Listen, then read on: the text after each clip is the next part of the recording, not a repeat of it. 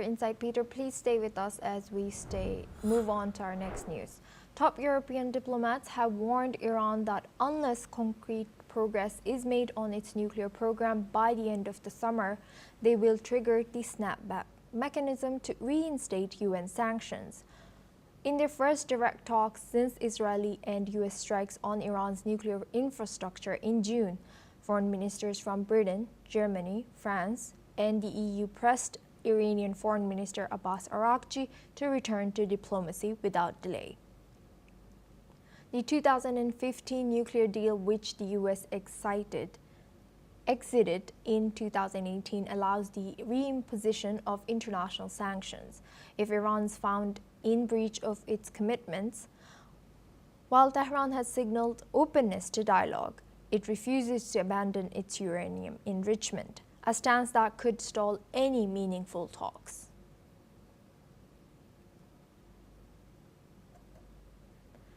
Now we go back to our guest discussion with Peter Baum.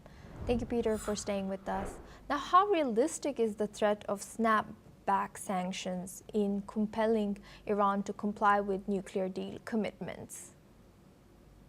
Very interesting. Iran must be used to the threat of sanctions from various United Nations members. It's been suffering sanctions for years and years and years, so it's really difficult to see what further damage can be done to the Iranian economy that's going to have such a devastating impact on it. The Iranian economy is in dire trouble, as I think we've discussed before. We've spoken about the value of the Iranian rial on the official market and the black market, which I think is now trading over 1 million rials to the dollar. So will further sanctions mean that the Iranian rial is going to weaken even further, go to $1.5 million to the 1.5 million rials to the dollar on the black market? Possibly, but the Iranians are already ignoring sanctions by using the system of barter.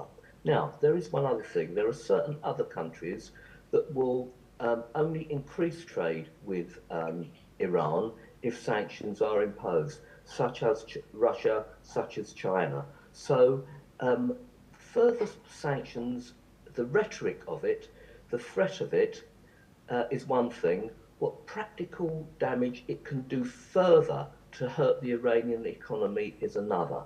And I'm not sure whether any further mention of sanctions by member states of the UN, opponents of Iran, etc., is in reality it's going to have too much impact on the day-to-day life of the Iranians themselves. Clearly, the government will be hurt in terms of not being able to use funds that they hold in other banks, whether through proxies or whether directly.